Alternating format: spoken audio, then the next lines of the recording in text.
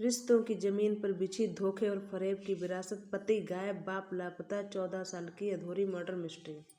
जी हाँ दोस्तों, मैं दीक्षा एक दिल्ली की क्राइम स्टोरी लेके आई हूँ जिसका नाम है फरेबी, जो आपको भी बिल्कुल झकझोर के रख देगी। देखते हैं स्टोरी। दिल्ली क्राइम, ये रिश्तों की जमीन पर लिखी गई धोखे और फरेब की ये वो खौफनाक कहानी है जो आपको झकझोर कर रख देगी। दिल्ली क्राइम स्पेशल रिश्ते, जो हमारे समाज का ताना बना हुआ है। छोटे बड़े और गहरे हल्के रिश्ते, रंग बदलते रिश्ते। इस कहानी में रिश्तों की ही बात हो रही है, उन रिश्तों की जो बदलते और भूचाल आ जाते हैं। ये रिश्तों की जमीन पर लिखी गई धोखे और फरेब की ये वो कहानी है जो आपको झकझोर कर रख देगी। तो दिल थाम कर पढ़ते चलिए दिल वालों की दिल्ली में हुए फरेब की एक अनोखी दास। उसने मांग में सिंदूर तो पति के नाम का लगा रखा था, पर दिल में कोई और बस रहा था। उसके सामने एक तरफ पति था और दूसरी तरफ नया नया प्यार था। वो पति को छोड़ना भी चाहती थी, पर प्यार से दूर नहीं जा सकती थी। और बस यहीं से धोखे की इस कहानी की शुरुआत होती है। आइए इस कहानी के 3 किरदार से आपका तारुफ करा रहे हैं। प्रीति, अनिल शर्मा और गुफरान अहमद। यही हैं 3 इस धोखे द मिस्ट्री के कुल 3 किरदार। कमरे के अंदर और बाहर मौजूद इन्हीं 3 किरदारों के बीच इस सबसे अनोखी दास्तान की तमाम कड़ियाँ जुड़ी हैं। सिंदूर तो पति के नाम का लगा रखा था, पर दिल में कोई और। चलिए शुरू करते हैं, स्टोरी क्या है। साउथ दिल्ली में बुटीक चलाने वाली प्रीति, गुफरान की पहली नज़र उसकी इसी बुटीक में पड़ी थी। नज़रें क्या मिली, आंखों के रास्ते प्यार रफ्ता रफ्ता दिल में उतरता गया। प्रीति और गुफरान ने कभी मुड़कर नहीं देखा। दोनों के बीच मुलाकातों का सिलसिला बुटीक से सीधे बेडरूम तक जा पहुंचा। बावजूद इसके कि प्रीति शादीशुदा थी, बावजूद इसके कि उसके पति अनिल शर्मा इसके इलाके के बेहद इज्जतदार शख्सियत थे, प्रीति और गुफरान की ये मुलाकातें हर रोज़ दिन के साथ और परवान चढ़ती गई और दोनों का ये नाजायज रिश्ता दिनों दिन मजबूत होता गया। लेकिन रिश्तों की ये हकीकत ज़्यादा दिनों तक अनिल से छिप ना सकी। एक दिन खुद अनिल ने अपने ही घर में अपनी बीवी को एक गैर मर्द की बाहों में देख लिया। ये वो मंजर था जिसने अनिल के पैरों के नीचे से ज़मीन खिसका दी थी। लेकिन अपनी बीवी को दिलो जान से चाहने वाला अनिल इस बात को चुपचाप भूलना नहीं चाहता था। लिहाजा उसने अपनी बीवी प्रीति को समझाने की कोशिश की, उसे गुफरान से दूर रखना चाहा, लेकिन अपने शौहर की ये बंदिशें प्रीति को मंजूर नहीं थी। प्रीति की बेवफाई अनिल को लगातार परेशान कर रही थी। वो अंदर ही अंदर घुट रहा था, लेकिन इससे पहले कि वो कुछ कर पाता, इससे पहले ही कि वो अपनी बीवी को रोक पाता, कि अचानक से वो खुद ही गुम हो गया। गुम भी ऐसा कि तमाम तलाश बेकार। सवाल ये था कि कहाँ गया अनिल, किसने गायब किया अनिल को। क्या इसी गुमशुदगी में छिपी है धोखे की सबसे कड़वी हकीकत। अनिल की रहस्यमय गुमशुदगी प्रीति की आज़ादी का आगाज था। अपने मासूम गुफरान के लिए अब उसके घर के दरवाजे पूरी तरह खुल चुके थे। अब न वक्त की पाबंदी थी और न ही रिश्तों की फांस। लिहाजा प्रीति की अय्यासी को जैसे पंख लग गए हों। प्रीति अब आज़ाद थी। आशिकी के रास्ते पर सबसे बड़ा रोड़ा उसका पति रहस्यमयी तरीके से गायब हो चुका था। अब ना कोई रोकने वाला और ना कोई टोकने वाला, ना ही वक्त की कोई पाबंदी।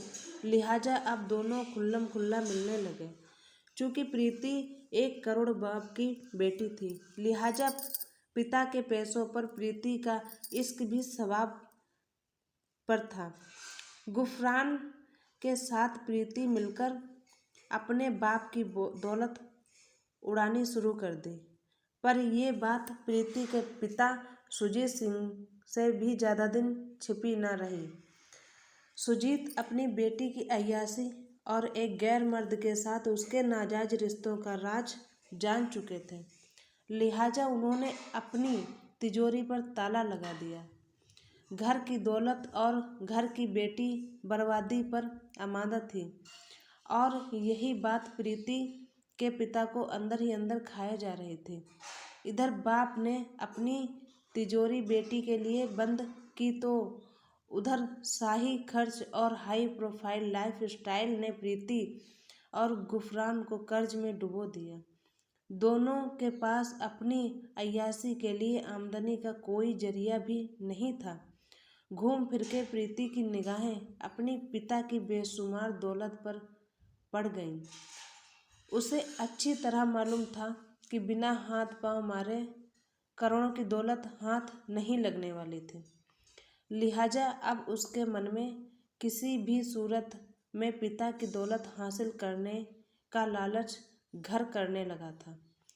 पर इससे पहले कि प्रीति का ये ख्वाब पूरा होता, अचानक कुछ ऐसा हुआ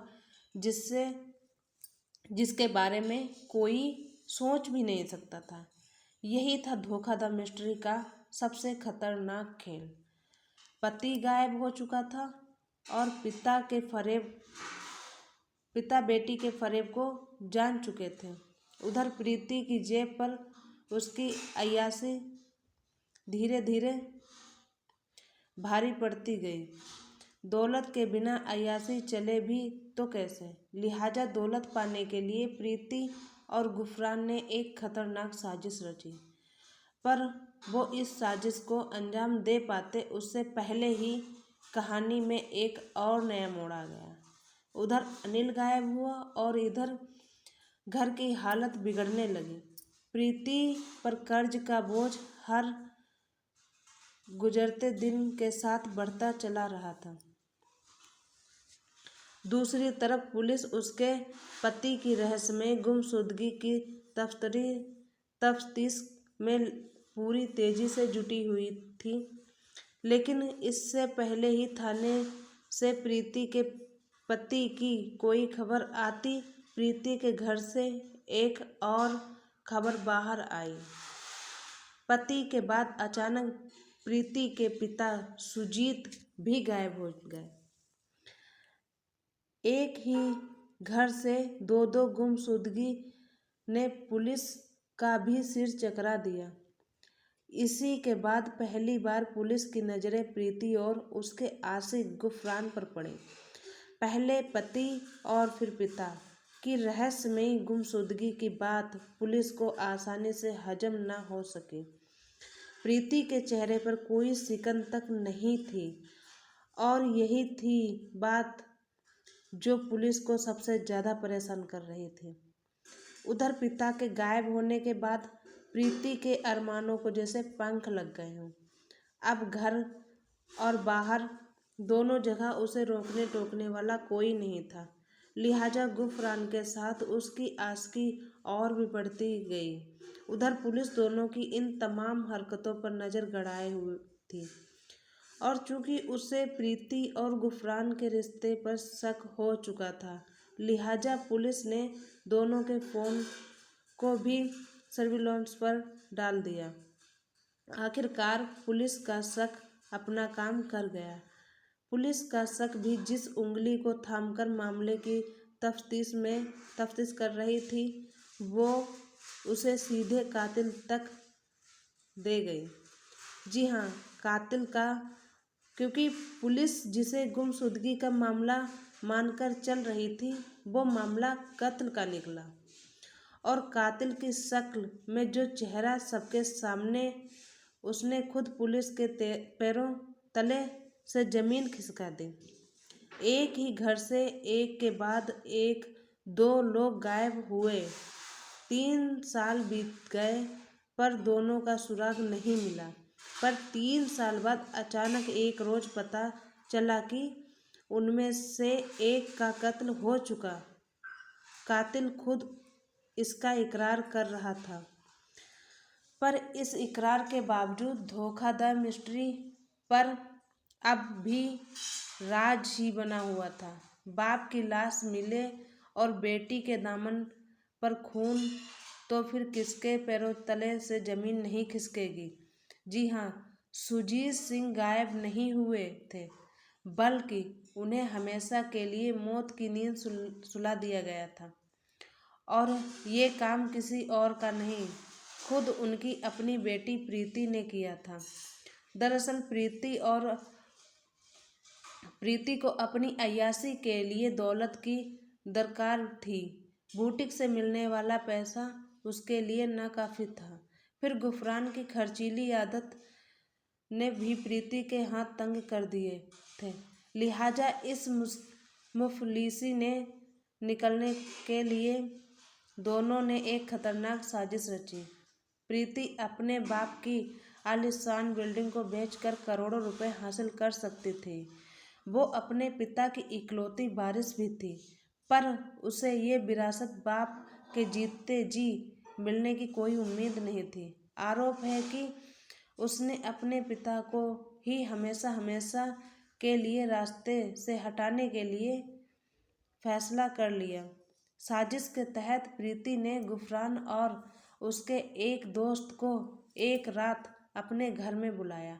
सुजीत सिंह तब अपने अंजाम से बेखबर था। अपने कमरे में आराम कर रहे रात के वक्त अचानक दो अजनबियों को कमरे में आते देखकर वो चौंक गए, पर इससे पहले ही वो कुछ समझ पाते, गुफरान और प्रीति ने तकिए से मुंह दबाकर सुजीत की हत्या कर दी। फिर इसके बाद गुफरान और उसके दोस्त ने सुजीत की लाश को एक चादर में लपेटकर दूर गंगनहार में फेंक दिया। बाद में खुद प्रीति ने पुलिस में अपने पिता की गुमशुदगी की रिपोर्ट भी दर्ज करा दी, ताकि किसी को उस पर शक न हो।